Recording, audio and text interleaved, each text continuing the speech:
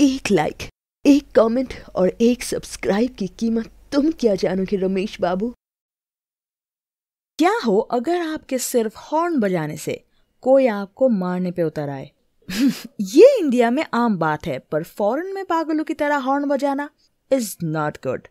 काश इंडिया में कोई ऐसा रूल बना दे। वैसे यूएसए में हर साल 1 लाख लोगों में 12.4% लोग रोड एक्सीडेंट पे मरते हैं।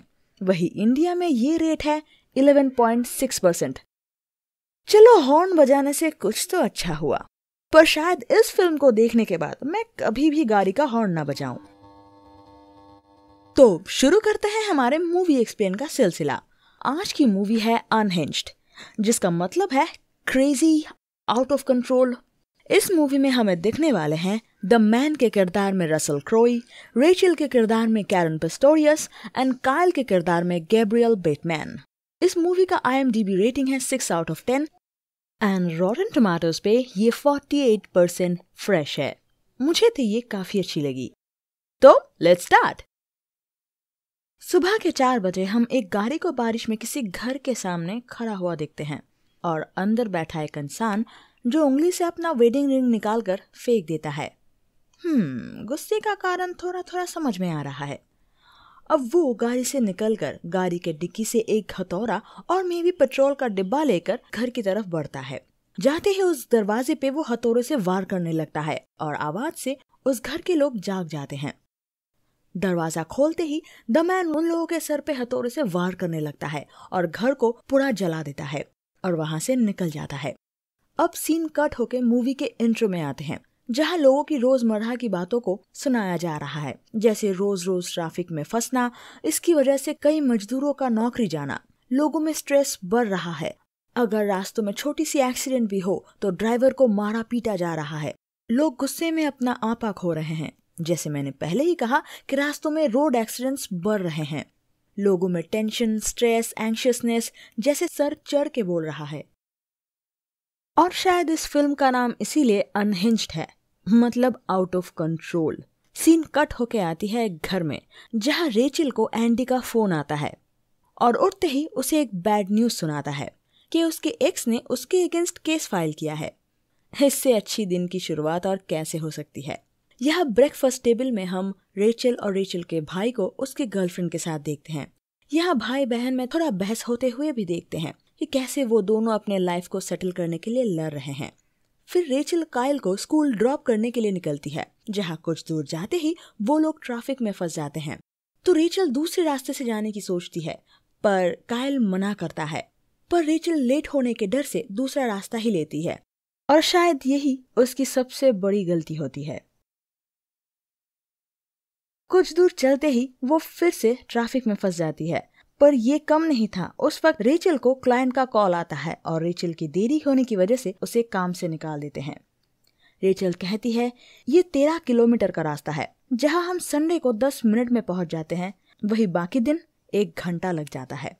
और इसका कारण रेचल सारी गाड़ियों को ठहराती है, पर काइल कहता है हाँ भी तो देर से उठी। एक्चुअली दूसरों को दोष देना एक आदत बन चुकी है हमारी, और ये एक परफेक्ट एग्जाम्पल है।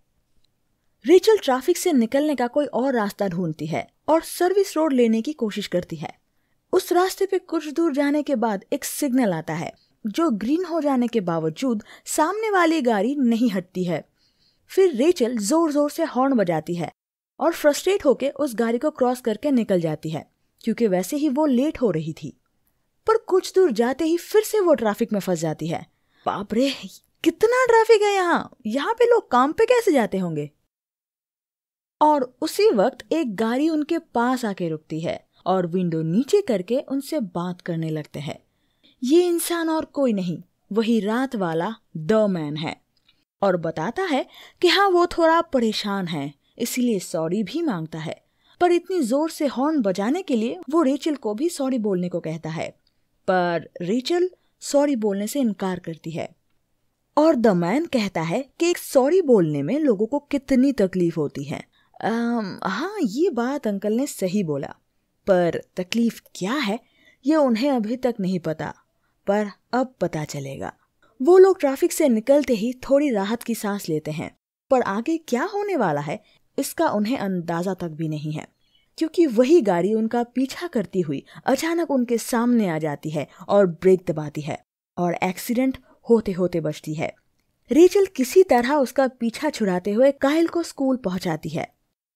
फिर रेचल एंडी को कॉल लगाती है और रास्ते में ऑयल स्टेशन में रुकती है, जहां वो अपने गाड़ी में ऑयल भरने के लिए बाहर निकलती है, पर अपना फोन गाड़ी में ही छोड़ देती है। फिर शॉपिंग करती है, पर उसी वक्त उसकी नजर अपने कार की तरफ जाती है और वो देखती है कि उसके कार के पीछे वही द मैन की गाड़ी है। वो शॉपकीपर से मदद मांगती है और वहां खड़ा एक इंसान उसको मदद भी करता है और रेचल को गाड़ी तक छोड़ने आता है, पर गलती एक ही करता है, वो द मैन को धमकाता है। रेचल के गाड़ी लेके निकलने के बाद ही द मैन उस लड़के को गाड़ी से कुचल देता है और रेचल का पीछा करने लगता है।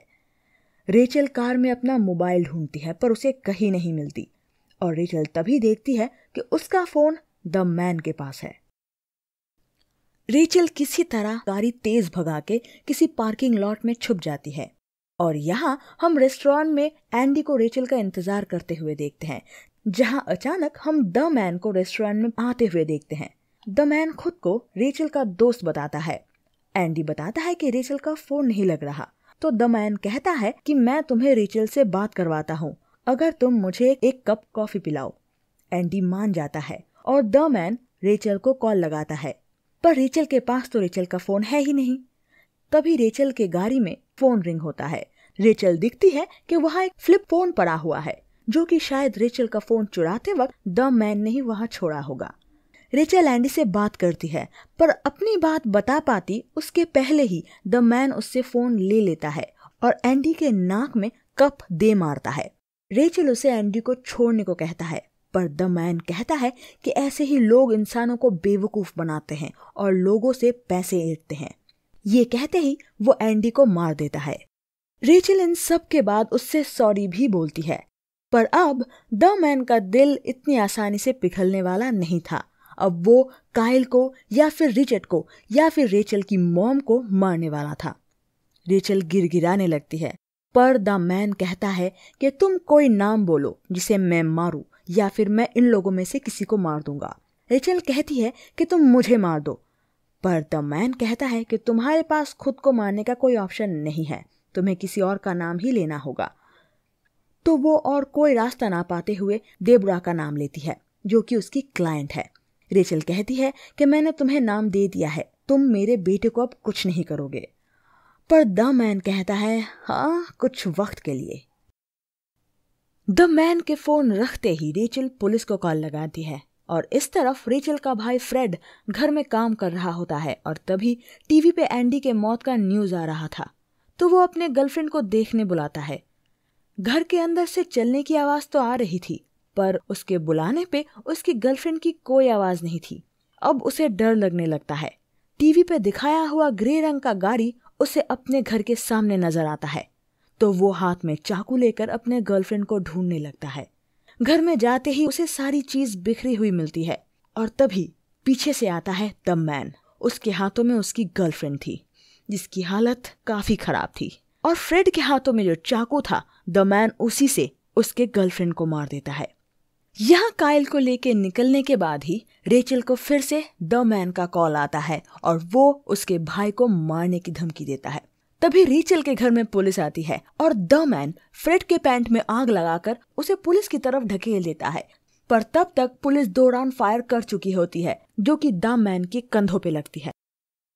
अब फ्रेडी बच पाता है या नहीं ये हमें नहीं पता चलता, पर फिर से रेचल को एक कॉल आता है। रेचल को लगता है शायद ये पुलिस का कॉल होगा, पर नहीं, ये द मैन का कॉल था, जो कहता है फ्रेडी मर चुका है और अब वो काइल को मारने वाला है। पर रेचल कहती है कि नहीं, अब तुम्हारे मरने की बारी है, और ये कहते ही वो फोन तोड़ देती है। काइल अब गाड़ी में उन लोगों का टैब ढूंढता है, शायद इसी से द मैन रेचल को ट्रैक कर रहा था, और उसे मिल भी जाता है, जो कि रेचल के कार सीट के नीचे ही टेप से चिपकाया हुआ था।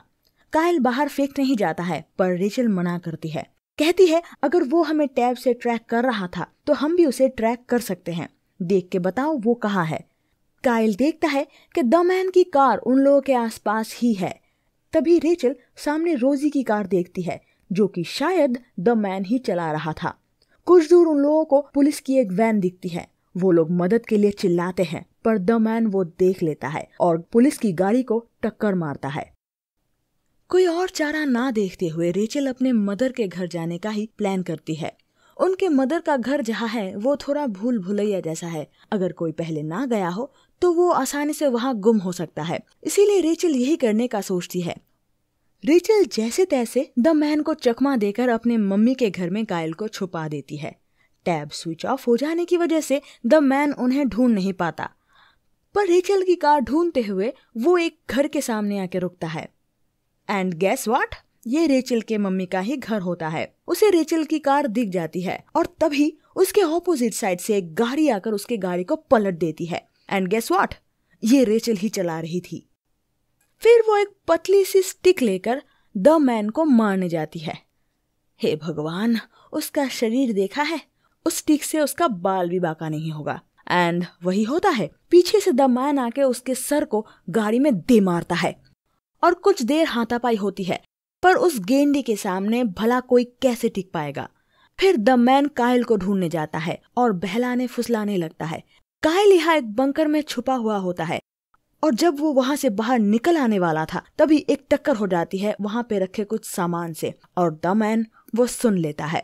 अचानक उस बंकर का दरवाजा खोल के रेचल अंदर आती है, पर उसी वक्त द मैन उसे पीछे से खींच लेता है और उन लोगों में काफी हाथापाई होती है। द मैन रेचल को दीवार पे दे मारता है और उसे एक बड़ा सा मुक्का जड़ता है, जिसकी वजह से वो और उठ नहीं पाती। फिर वो कायल की तरफ बढ़ता है और एक केबल लेकर उसको चोक करने लगता है। रेचल में शायद अब भी थोड़ी जान बची थी। वो अपने पॉकेट में अपना सीजर ढूंढती है। कौन अपने पॉकेट में सीजर रखता है? या एज ए गर्ल ऐसी छोटी मोटी चीजें साथ में रखनी चाहिए, सीजर, चाकू, छुरी या फिर पेपर स्प्रे। तो रेचल सीजर लेके सीधे द मैन के ऊपर चढ़ जाती है और उसे स्टैब करती है। इसे एक्सप्लेन नहीं कर सकती क्योंकि ये थोड़ा वायलेंट है, पर यस, द मैन मर जाता है। And as usual police always last में आती है और उन्हें खबर देती है कि रेचल का भाई फ्रेडी जिंदा है। पर पता नहीं कैसे इतने सारे घूसे खाने के बावजूद उनके मुंह से सारे खून गायब हो जाते हैं। ओके, हैप्पी एंडिंग शायद इसे ही कहते हैं। आखिर में हम रेचल और कायल को घर लौटते हुए देखते हैं, जहां सिग्नल रेड होने के बावजूद दूसरी लेन से एक ड्राइवर उनके सामने आ जाता है और उल्टा रेचल को ही भला बुरा सुनाने लगता है। पर इस बार रेचल हॉर्न नहीं बजाती, शांति से निकल जाती है। लॉन्ग स्टोरी इन शॉर्ट, लोग अपने लाइफ के प्रॉब्लम में इतने उलझे हुए रहते हैं कि किसी और की लाइफ की तकलीफों को नजरअंदाज करते हैं। अपना स्ट्रेस, अपनी एंजाइटी को किसी और के ऊपर गुस्सा देकर निकालते हैं, जो कि मूवी के पहले ही 2 मिनट में हमें समझा दिया गया था। पर्सनल एक्सपीरियंस मेरे काफी हैं ऐसे, जहां लोग स्ट्रेस में, एंजाइटी में बिना जाने ही झगड़ा करने लग पड़े और बाद में माफी भी मांगते हैं कि उनका दिन आज थोड़ा अच्छा नहीं जा रहा। मैं सोचती हूँ अगर मेरी जगह द मैन जैसा कोई होता तो क्या होता। चलो, एक सीख अच्छी मिली कि ऐसे मौकों पे खुद का दिमाग शांत रखना और छोटी सी माफी मांगकर आने वाली मुसीबत को टाल देना ही अक्लमंदी है। थैंक यू मेरी वीडियोस देखने और सुनने के लिए। और अगर आपको मेरी एक्सप्लेनेशन अच्छी लगती है तो प्लीज लाइक, कमेंट एंड दोस्तों से शेयर करना मत भूलिएगा।